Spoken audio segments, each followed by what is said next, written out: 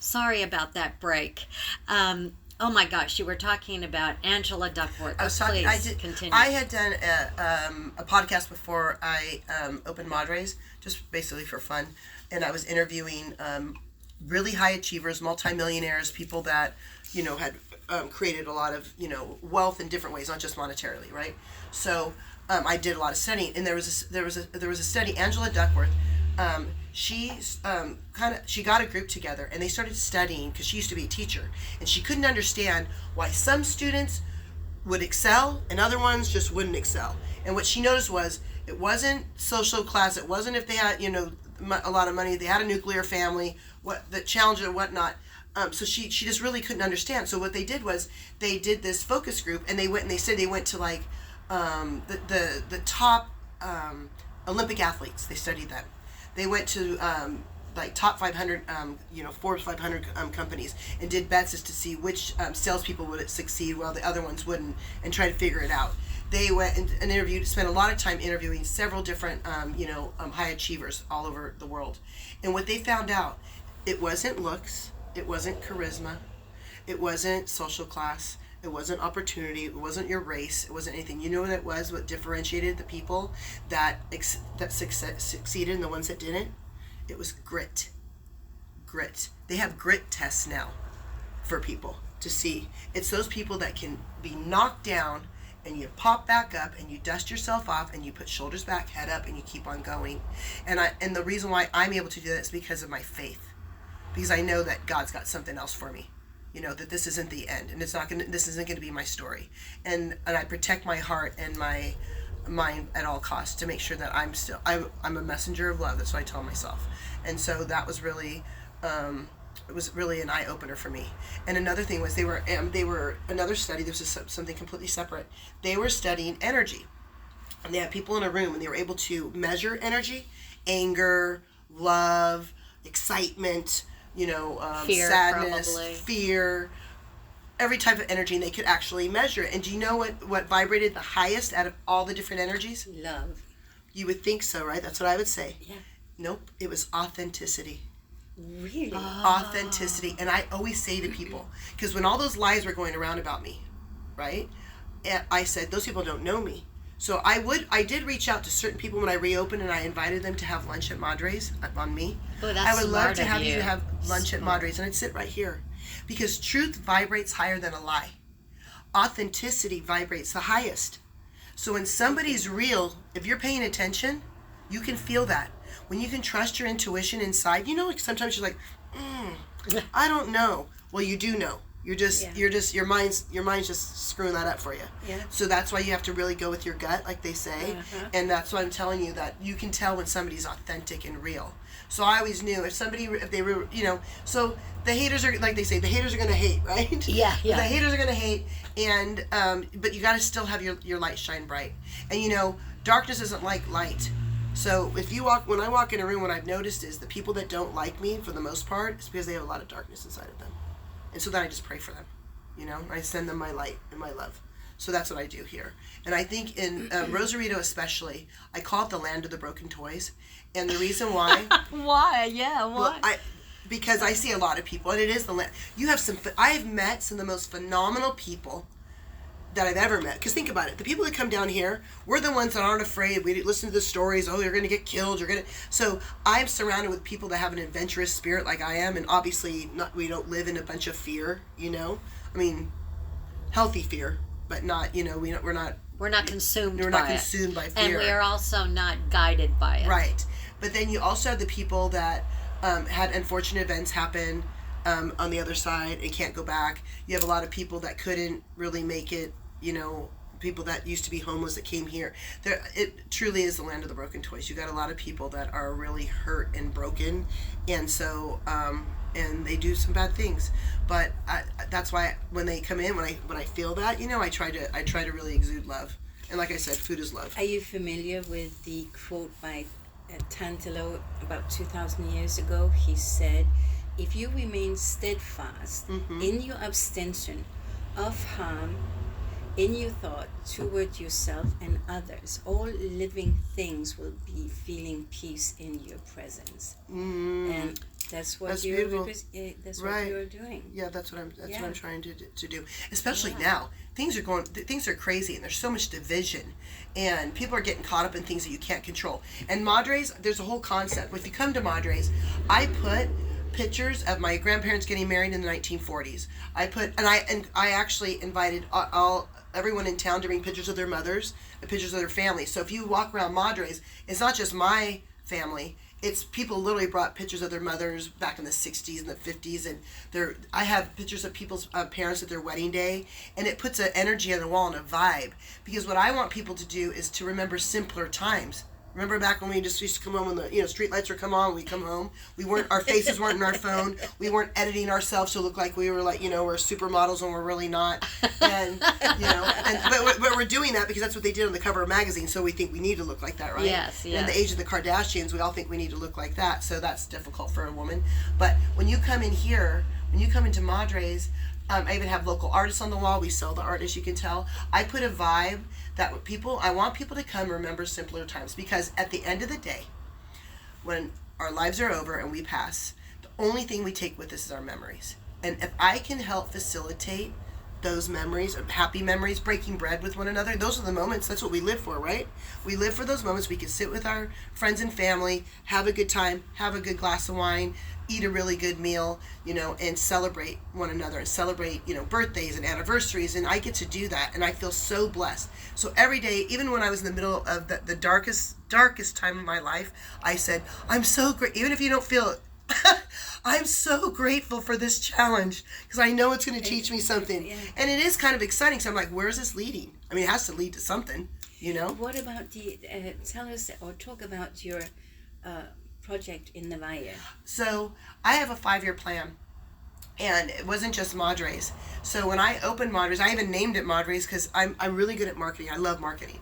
So we have things on there's a Spanish saying a la madre, right, which is which means many, many different things. So I have an a la madre burger, which just means it's big, so ay, a la madre. So and valle madre, mi valle madre means I don't give a damn, I don't give a shit or whatever, So I found a piece of property that I was led to, and literally led to and I went and I met with this woman, and she accepted my offer. So now I'm looking for my investors. What I want to do in my whole business plan is Valle Madres, where life is groovy. So when you open up the doors, it's a boutique hotel. It's all 1960s. So when that door opens, that'll be fun. Because I already have proof of concept. People come here all the time and go, I love the vibe here. I feel so safe here. I feel so at home here. And I want people to, when they come in here, I don't care. I make sure that they are heard, they are seen, they are loved, they are valued and appreciated. So I hug everybody that walks in. I even made hats that say hug dealer. So, because I'm a hug dealer. I go, first one's free. So, in Valle Madres, where life is groovy, that's what I want. So when those gates close, you will not know that you're not in the 1960s, except for technology. So we'll have the restaurant, obviously, with the same offerings that I have here, and some elevated offerings as well. But it's mostly going to be a very musical place. I want to bring the fun to the Valle. I also want to keep the prices low so people can enjoy it, because there's a lot of price gouging going on now that people can enjoy themselves, and then have a van that takes people there, because the entire concept will be surrounded by the pool, around the pool. There'll be a stage above the pool, and so we'll have Woodstock weekends, we'll have Clarence Clearwater weekends, and different different music concerts during the weekends, in the warmer months. And then we'll have all the casitas will be 1960s with record players inside, and a tree house. And so I have the whole concept. Oh my and gosh, I really, that's because great. I think you're going to want to go. I want to go. I can't wait. I mean, we're going to have I'm going to have my store there, because you're going to want to be in costume, so I'll sell a lot of merch, So if you want to look like you're in the 60s too, you're going to run in there and grab stuff. So that'll be a revenue stream as well. So that's what, it's going to be awesome. And I think that'll be healing for people as well. I think people coming in and just remembering simpler times, they can go to a retro retreat, a groovy getaway. So that's what my goal is. Oh my gosh, and it sounds wonderful. And so that's really what I want to do, and that's what keeps me going. But guess what? But would you keep this place absolutely. and do that? Yeah, because I'm going to I'm going to connect the two. It's a completely different concept. When you're doing a boutique hotel, there's staffing there. Believe me, I'll be everywhere. I've got more in me, but it'll connect the two, because a lot of people from Gaviotas come here and go, oh, we want to go to the Baja. You imagine? Oh, let me call my sister property for you. We're having a pool party this weekend. Would you like to attend? I bet you would. Okay, so then you go over there, we come back over here, and it'll be a lot of fun. And that's what I want, and that's really what I want to do. So, and like I said, I have proof of concept here, and I think that'll be really healing for people. To be there. You actually told me a story, didn't you? Recently told me that there were some people. There was an experiment done in the 70s where, I think it was in the 70s, and what they, no, it was current, but they took them back to the 70s. 70s, yeah. And all these people would come in, they had the music, the clothes, the food, the furniture, everything. So you thought you were in the 70s? Yeah. And when these people left, the ones that came in with canes and walkers walked out without. And they also measured their bone structure. Their fingers grew. What? And people were able to play tennis again. Yeah. Wow. Yes. It To really take you was back, an it's very, very extraordinary- healing. Yeah. And when people come here, honest to God, that's the thing that keeps me going. They can throw mud at me every single day, but the ones, I'll wipe it right off, because I'm telling you, there's a lot of people that come here. They sometimes will cry and hug me. But don't you think your ability to do that also has to know yourself and what you're all about? Mm-hmm. I think if you're not feeling good about yourself, you probably couldn't do that. No. So you have to have a knowledge of yourself. And that's what I was able to do. God gave me that opportunity when I said I lived by myself for the first time. For 2 years, I was in my house by myself every day, waking up alone. And a lot of work was done internally, I really understood about the laws of the universe, what you put out, how it comes back. I told you I wrote a manual, and I did public speaking on time management. I mean, now I just laugh about that, so that's just funny. And I used to think I didn't even want my kids to take naps. That's a waste of time. And now I realize that laying down, being still, meditating is just as important as me coming over here and making fajitas. You see what I'm saying? I can't do that unless I feel myself. I know I'm enough now. And that was the biggest gift that I was given, just coming here and knowing that. I know who I am. I know what I believe in. And I always said it to my kids. I said, know who you are and know what you believe in, and don't change your opinion based on the audience around you. So good. Oh, that's advice. great And I advice. said, because then Well, you what don't was know. the moment for you that you got to that place? I always knew that part, but me always feeling that I wasn't enough. Right. That What part. was the turning point? It was really the 2 years that I spent by myself, and I was able to be still, because there was so much madness around me. And then when I could really look back, and it was hard too, going back and healing yourself, because when you're not healed, hurt people. So it was, right, and yeah. so not that I was always super loving, but I was more very reactive, and back in the day, not so much not now. I'm a much kinder, gentler Tamara, because I don't need. I always wanted to save everybody. That caused chaos, because and that's part of ego. I wanted everyone around me to be good, so I could feel good. So I was saving everybody, and then the resentment that would happen with that, right? So I said I retired my cape, but my crown's still intact. So I like that. I will only help people that ask. I don't need to save. I save the world in the way where I give the love that I can. Here and around me, and there's different ways for me to save the world. It's all one. So me pushing out love every single day and overcoming, the hate, that alone is helping everyone. So if I can express that to other people and have them do that as well, then we're going to be super powerful and we're going to win. So, with that said, what advice would you give to women that are listening to our podcast? Just general advice. Be still and listen and pay attention to your gut. And if you haven't meditated before, I used to laugh at that, and it really, really is helpful. I listen every night to this 432 hertz meditation music, and it brings us back to center, and it's really, really helped me. So go with your gut. Keep your side of the street clean. Don't compare yourself to other people. Just know that you are on your perfect path, and you are enough.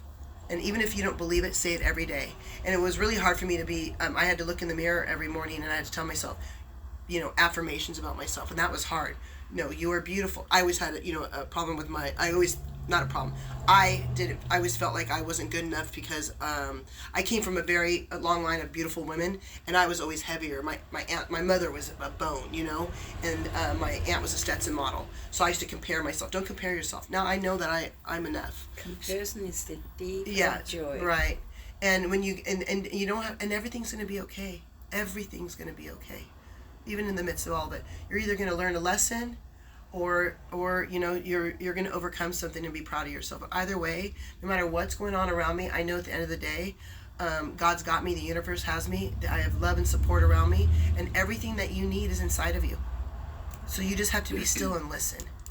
And stop with all the craziness, you know? And don't spend your time with toxic people. Unless somebody wants to uplift you, unless somebody wants to, you know, to edify you, you don't need to hear those things. You know? Just wish them well and walk away. And don't spend your time gossiping.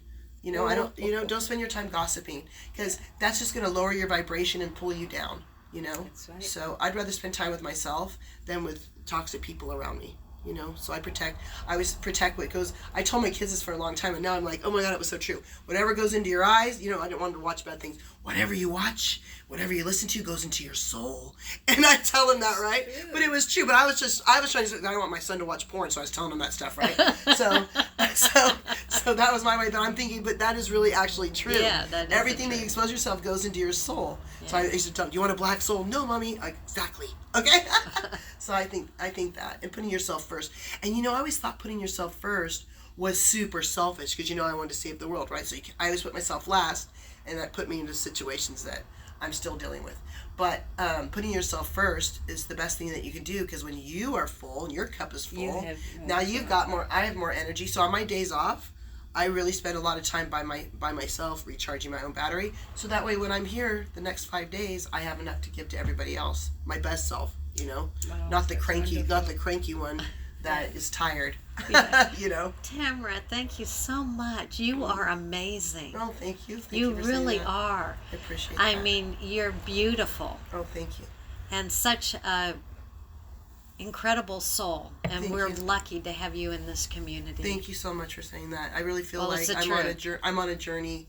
And the lady that actually, the property that I found in the Baja, she is a healer, and she was sitting next to me. I didn't know this, and she looked at me and she goes, "You were downloaded this information when I told her what I wanted to do." And I was like, "How did you know that?" And she goes, "Tamara," she goes, "your project's going to come to fruition, and you're going to change a lot of lives, and you're going to revolutionize the Baja, and that's what I want to do." Wow. And she goes, it's gonna be great. So anybody that's listening, pray for me, and I need all the help I can get. We will. Yeah, Thank me too. you. Thank you Thank you so so much for your much. time, and thank you Thank for you. thinking of me. Wow. I appreciate it. Yeah, No, it was a delight. it Thank you. was.